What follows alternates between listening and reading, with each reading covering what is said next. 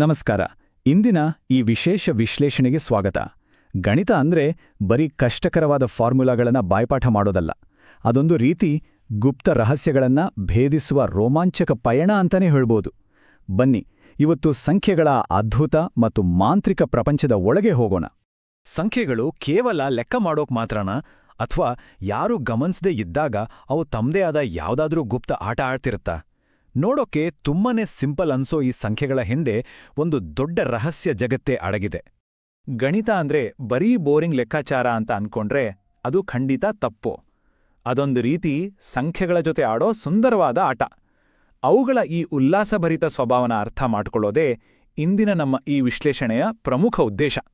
ಸರಿ, ಈಗ ಮೊದಲನೇ ಗುಪ್ತ ವಿನ್ಯಾಸದ ಕಡೆ ಬರೋಣ. ಅದೇ ಪಾಲಿಂಡ್ರೋಮ್ಗಳು. 121, 313 ಅಥವಾ 222 ಈ ಸಂಖ್ಯೆಗಳನ್ನ ಒಮ್ಮೆ ಗಮನಿಸೋಣ. ಇವುಗಳ ಸ್ಪೆಷಾಲಿಟಿ ಏನಪ್ಪಾ ಅಂದ್ರೆ, ಎಡದಿಂದ ಬಲಕ್ಕೆ ಓದಿದ್ರು ಅಥವಾ ಬಲದಿಂದ ಎಡಕ್ಕೆ ಓದಿದ್ರು ಒಂದೇ ಥರ ಇರುತ್ತೆ. ಒಂಥರ ಗಣಿತದ ಕನ್ನಡಿಯ ಪ್ರತಿಬಿಂಬ ಇದ್ದಾಗಲ್ವಾ? ಇಲ್ಲಿ ನಿಜಕ್ಕೂ ಮಜವಾದ ವಿಷಯ ಏನೆಂದ್ರೆ, ಈ ಪ್ಯಾಲಿಂಡ್ರೋಮ್ಗಳನ್ನ ನಾವೇ ಸೃಷ್ಟಿ ಮಾಡ್ಬೋದು. ಒಂದು ಸಿಂಪಲ್ ಟ್ರಿಕ್ ಇದೆ, ರಿವರ್ಸ್ ಅಂಡ್ ಆಡ್ ಅಂತ. ಯಾವುದೇ 2 ಅಂಕಿಯ ಸಂಖ್ಯೆ ತಗೊಂಡು ಅದನ್ನ ಉಲ್ಟಾ ಮಾಡಿ ಕೂಡಿಸಿದ್ರೆ ಸಾಕು, ಜಾದು ತರಹ ಹೊಸ ಪ್ಯಾಲಿಂಡ್ರೋಮ್ ರೆಡಿಯಾಗೋಗುತ್ತೆ. ಮುಂದಿನದು ಅಪ್ಪಟ ಗಣಿತದ ಮ್ಯಾಜಿಕ್, ಕಪ್ರೇಕರ್ ಸ್ಥಿರಾಂಕ. ಡಿ.ಆರ್. ಕಪ್ರೇಕರ್ ಇವರು ಮಹಾರಾಷ್ಟ್ರದ ದೇವಾಳಲಿಯ ಒಂದು ಸರ್ಕಾರಿ ಶಾಲೆಯ ಗಣಿತ ಶಿಕ್ಷಕರಾಗಿದ್ರು. ಸಂಖ್ಯೆಗಳ ಜೊತೆ ಆಟ ಆಡೋದು ಅಂದ್ರೆ ಅವ್ರಿಗೆ ಎಲ್ಲಿಲ್ಲದ ಪ್ರೀತಿ. ಅವರ ಈ ಆಸಕ್ತಿನೇ ಸಂಖ್ಯೆಗಳ ಹಿಂದಿರೋ ಅದ್ಭುತ ವಿನ್ಯಾಸಗಳನ್ನ ಇಡೀ ಜಗತ್ತಿಗೆ ಪರಿಚಯ ಮಾಡ್ತು. ಈ ಕಪ್ರೇಕರ್ ಅವರ ಆಟದ ನಿಯಮಗಳು ತುಂಬಾನೇ ಇಂಟ್ರೆಸ್ಟಿಂಗ್ ಆಗಿದೆ. ಮನಸ್ಸಿನಲ್ಲೇ ಯಾವುದಾದ್ರೂ 4 ಬೇರೆ ಬೇರೆ ಅಂಕಿಗಳಿರೋ ಸಂಖ್ಯೆಯನ್ನು ಊಹಿಸ್ಕೊಳ್ಳೋಣ. ಅದರಲ್ಲಿರೋ ಅಂಕಿಗಳನ್ನ ಫಸ್ಟು ದೊಡ್ಡದರಿಂದ ಚಿಕ್ಕದಕ್ಕೆ ಅಂದರೆ ಇಳಿಕೆ ಕ್ರಮದಲ್ಲಿ ಬರ್ಕೊಳ್ಳೋಣ. ಆಮೇಲೆ ಅದೇ ಅಂಕಿಗಳನ್ನ ಚಿಕ್ಕದರಿಂದ ದೊಡ್ಡದಕ್ಕೆ ಬರ್ಕೊಳ್ಳೋಣ. ಈಗ ಆ ದೊಡ್ಡ ಸಂಖ್ಯೆಯಿಂದ ಚಿಕ್ಕ ಸಂಖ್ಯೆನ ಕಳೆಯೋಣ. ಬಂದ ಉತ್ತರಕ್ಕೂ ಇದೇ ರೀತಿ ಮಾಡ್ತಾ ಹೋಗ್ಬೇಕು ಅಷ್ಟೇ. ಅಂದ್ರೆ ಈಗ ಉದಾಹರಣೆಗೆ 8632 ಅಂತ ಒಂದು ಸಂಖ್ಯೆ ತಗೊಳ್ಳೋಣ. ಅದನ್ನ ಏರಿಕೆ ಮತ್ತು ಇಳಿಕೆ ಕ್ರಮದಲ್ಲಿ ಬರೆದು ಕಳೆದಾಗ, ಅಂದ್ರೆ 8632ರಿಂದ 2368 ಕಳೆದಾಗ 6264 ಬರುತ್ತೆ. ಮತ್ತೆ ಆ ಅಂಕಿಗಳನ್ನು ಜೋಡಿಸಿ 6642ರಿಂದ 2466 ಕಳೆದಾಗ 4176 ಬರುತ್ತೆ. ಇದೇ ರೀತಿ ಮುಂದುವರಿಸ್ತಾ ಹೋದ್ರೆ ಮುಂದೇನಾಗ್ಬೋದು ಅಂತ ಯೋಚಿಸ್ತಿದ್ದೀರಾ? ಇಲ್ಲೇ ಇರೋದು ನೋಡಿ ಅಸ್ಲಿ ಮ್ಯಾಜಿಕ್.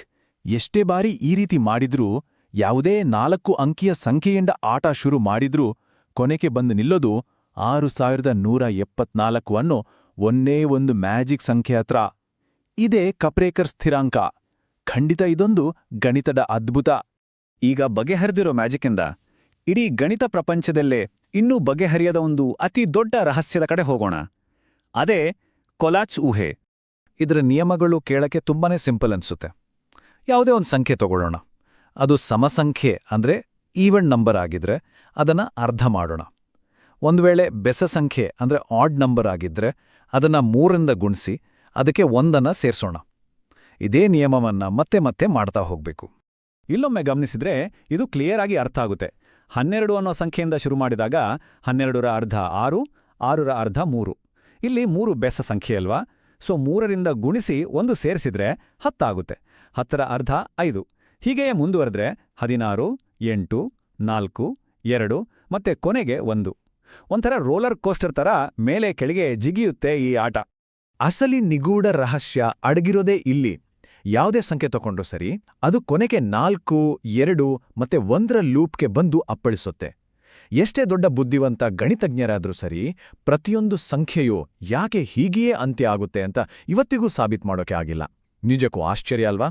ಸರಿ, ಈಗ 4ನೇ ವಿಭಾಗ, ಸೂಪರ್ ಸೆಲ್ಗಳು ಮತ್ತು ಅಪವರ್ತನಗಳ ಬಗ್ಗೆ ನೋಡೋಣ. ಒಂದು ಗ್ರಿಡ್ ಅಥವಾ ಚೌಕದಲ್ಲಿರೋ ಸಾಮಾನ್ಯ ಸಂಖ್ಯೆನ ಸೂಪರ್ ಸೆಲ್ ಜೊತೆ ಕಂಪೇರ್ ಮಾಡಿ ನೋಡಿದಾಗ, ಸೂಪರ್ ಸೆಲ್ ಅಂದ್ರೆ ತನ್ನ ಅಕ್ಕಪಕ್ಕದಲ್ಲಿರೋ ಎಲ್ಲಾ ಸಂಖ್ಯೆಗಳಿಗಿಂತ ದೊಡ್ಡದಾಗಿರೋ ಒಂದು ನಂಬರ್. ಒಂಥರ ತನ್ನ ಏರಿಯಾದಲ್ಲಿ ತಾನೇ ಬಾಸ್ ಇದ್ದ ಹಾಗೆ. ಆದರೆ ಸಾಮಾನ್ಯ ಸೆಲ್ ತನ್ನ ಅಕ್ಕಪಕ್ಕದ ಸಂಖ್ಯೆಗಳಿಗಿಂತ ಚಿಕ್ಕದಾಗಿರುತ್ತೆ ಅಥವಾ ಸಮಾನಾಗಿರುತ್ತೆ ಅಷ್ಟೇ. ಈ ಗ್ರಿಡ್ ವಿನ್ಯಾಸದಲ್ಲಿ ಸೂಪರ್ ಸೆಲ್ ಅನ್ನು ಹುಡುಕೋದು ಕೂಡ ಒಂದು ಮಜವಾದ ಆಟನೇ ಸರಿ.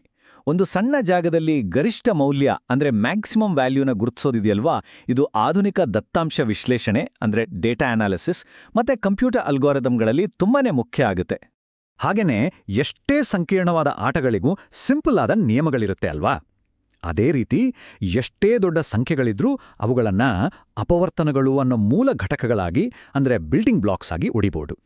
ಉದಾಹರಣೆಗೆ 24 ಅನ್ನೋ ಸಂಖ್ಯೆ 1, 2, 3, 4, 6, 8, 12 ಮತ್ತೆ 24ರಂತಹ ಮೂಲ ತುಣುಕುಗಳಿಂದ ಮಾಡಲ್ಪಟ್ಟಿರುತ್ತೆ.